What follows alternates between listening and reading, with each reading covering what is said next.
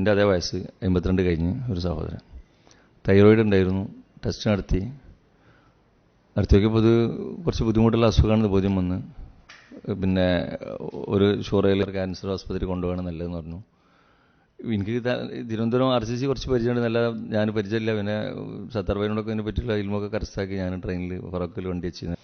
ഒരു CT scan എടുത്ത് ഇനിയൊരു 15 ദിവസം കഴിഞ്ഞിട്ട് 27-ാം തീയതിക്കാണ് CT സ്കാൻ്റെ റിപ്പോർട്ട് കിട്ടാൻ കാത്തിരിക്കണത്.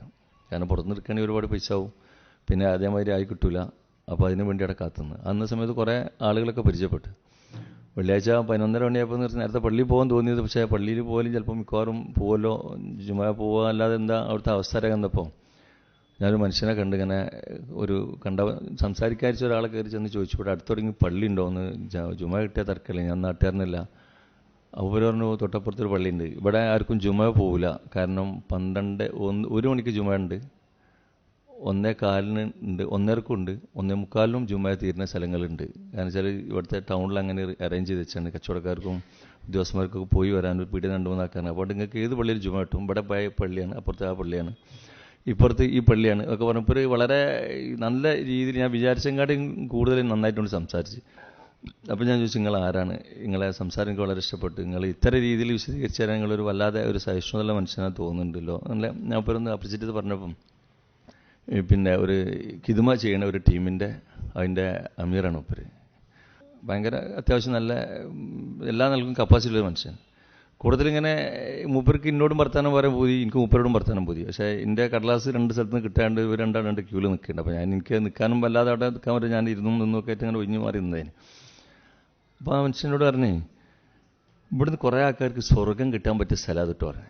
ഇത് നല്ല ചില ആളുകൾക്ക് നല്ല സ്വർഗം കൊണ്ടാൻ പറ്റിയ സ്ഥലം അത്. അപ്പോൾ ഞാൻ വിചാരിച്ചു വല്ല ഹിതമ എഴുതാണ്ട് സ്വർഗം കിട്ടാൻ പറ്റാൻ ഞാൻ അങ്ങോട്ടാണ് ആലോചിച്ചത്, ഹിതമിട്ട് വന്നു.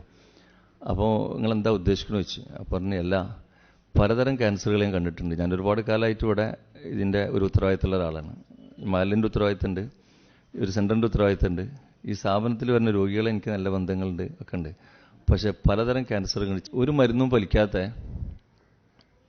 ക്യാൻസറുകളുണ്ട്. അസഹ്യമായ വേദന, യാതൊരു നിർവാഹവുമില്ല.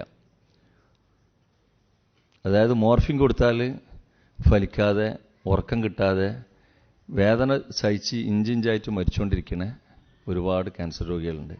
അപ്പോൾ ഞാൻ ചോദിച്ചു, മോർഫിൻ കൊടുത്താൽ മാറാത്ത പിന്നെ തൽക്കാലം ഫലിക്കാത്ത ക്യാൻസർ ഉണ്ടോ എന്ന് ചോദിച്ചു. ഒരു മരുന്നും ഫലിക്കാത്ത വേദന മാത്രം കടിച്ചിറക്കി ജീവിക്കുന്ന ഒരുപാട് ആളുകൾ നമുക്ക് ഇവിടുത്തെ ഒരു മരുന്നും ഫലപ്രദമാകാത്ത രോഗികൾ കണ്ടിട്ടുണ്ട്. അവരെ പറ്റിയാണ് ഞാൻ പറയണതെന്ന്. നിങ്ങൾക്ക് ഉദാഹരണം പറയാൻ പറ്റുമോ വെച്ച്. അപ്പോൾ മൂപ്പര് പറഞ്ഞു, നമ്മൾ ഒരാളെ പേര് പറഞ്ഞിട്ട് പറഞ്ഞു, മൂപ്പരെ വയറ്റിൻ്റെ അടിഭാഗത്ത് ക്യാൻസർ വന്നു, വയറ്റിന്ന് പോകുന്ന ഭാഗത്ത് ക്യാൻസർ വന്നു. സൗകര്യമുള്ള ആളായതുകൊണ്ട് ബോംബെയിലെ ടാറ്റ ഇൻസ്റ്റിറ്റ്യൂട്ടിൽ കൊണ്ടുപോയി 2 മാസം അവിടെ നിന്നു. സർജറി കഴിഞ്ഞു, ആവശ്യങ്ങൾ പുറത്തു കൂടെ വേറെ ഭാഗത്തു കൂടെ എടുത്തു. 2 മാസം കഴിഞ്ഞ് വന്നപ്പോൾ 65 ലക്ഷം റുപ്യ തീർന്നിട്ടായിരുന്നു.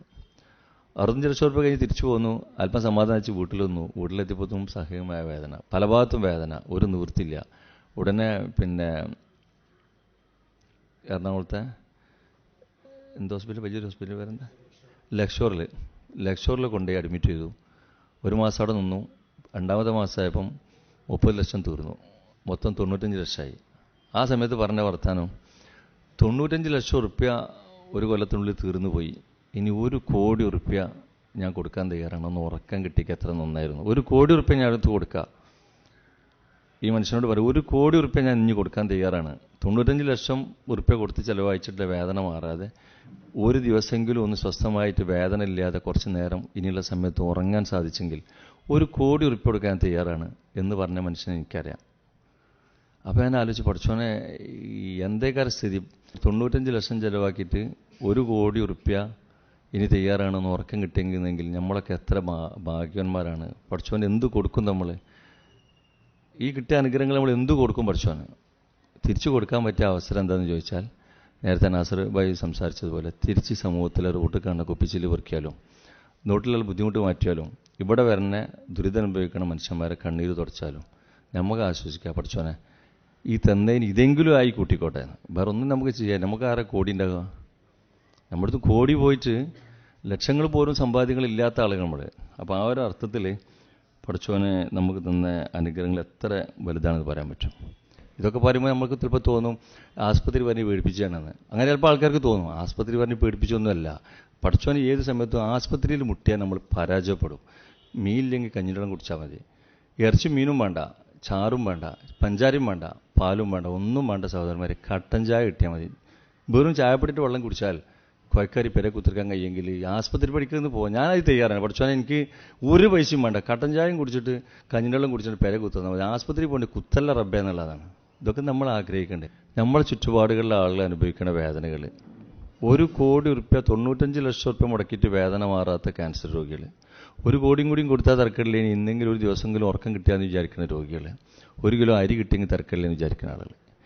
ഈ ആഴ്ച കടന്നുപോയ സംഗതി ഞാൻ പറഞ്ഞു. പിന്നെ ഇന്നലെ ഉണ്ടായ സംഭവം മഞ്ചേരിന്ന് പോകുന്ന വഴിയിൽ 4-ാം നാൾ ഒരു കുട്ടി വിളിച്ചു, 8ാം ക്ലാസ് പഠിച്ചിട്ട് കുട്ടി വിളിച്ചിട്ട് പറഞ്ഞു, എൻ്റെ വാപ്പ മരിച്ചു വരെ നിങ്ങൾക്ക് അറിയില്ലേ, എൻ്റെ ഉമ്മാക്ക് സുഖമില്ല, വാടക കൊടുക്കാനൊന്നും നിർത്തില്ല, ഞങ്ങളെ വീട്ടിലേക്ക് കാക്കൊന്ന് വരുമെന്ന്. 2 ആഴ്ച മുമ്പോടെ പേര് രജിസ്റ്റർ ചെയ്ത ഒരു വീട്ടിൽ ഒരു കോട്ടേഴ്സിൽ ഒരു ക്യാൻസർ രോഗി ഉണ്ടായിരുന്നു. അന്ന് പോയി പൈസയൊക്കെ കൊടുത്തു, ഭക്ഷണമൊക്കെ കൊടുത്തു. ഇനി വരട്ടോ എന്ന് പറഞ്ഞു. പാലിയേറ്റീവുകാർ ഒന്ന് നോക്കുന്നുണ്ടെന്ന് പറഞ്ഞു. പക്ഷെ 4 ദിവസം മുന്നേ ഒരാഴ്ച മുന്നേ അവിടുന്ന് ആരോ വിളിച്ച് പറഞ്ഞു ആ കുട്ടി ആ കാക്ക മരിച്ചിട്ടുണ്ട്. അപ്പോൾ ഏതായാലും അടുത്ത വീട്ടിലൊരാളെ വിളിച്ച് പറഞ്ഞു പോയി വെക്കേണ്ടി, എന്തെങ്കിലും ചെയ്തു കൊടുത്താലുണ്ട്, പൈസൻ്റെ ആവശ്യം ഉണ്ടെങ്കിൽ ഇവിടെ തരാം. ഇവിടെ വരുന്ന ഒരു ഓർഫൻ കെയറിലെ സഹോദരനെ വിളിച്ച് പറഞ്ഞു ചെയ്തു. പക്ഷെ ഇന്നലെ മഞ്ചേരി പോയി വരുന്ന വഴിയിൽ ആ കോട്ടേഴ്സിൻ്റെ അടുത്തെത്തിയപ്പോൾ പിന്നെ ഞാൻ എൻ്റെ കൂടെ 2 പെണ്ണുങ്ങളെ അവിടെ കയറ്റി വിട്ടു. അവർ ഇദ്ദേഹമാണല്ലോ. പക്ഷെ വാടക കൊടുക്കാൻ നിവൃത്തിയില്ല, ഭക്ഷണത്തിന് നിവൃത്തിയില്ല. ഇപ്പോൾ ആ പെണ്ണിന് ഈ ഒരാഴ്ചൻ്റെ ഉള്ളിൽ ഇല്ലാത്ത അസുഖങ്ങളില്ല. കാരണം ചിലർ തുണ, നേരത്തെ ആരോ പറഞ്ഞു, പിന്നെ നസ്രബയ്യെന്ന് തോന്നുന്നു പറഞ്ഞത്, ബാപ്പാന്ന് പറഞ്ഞൊരു സംഗതി പേരൻ്റെ ഉള്ളിൽ ഉണ്ടായി കിട്ടിയാൽ മതി, അതൊരു വെളിച്ചാണെന്ന്.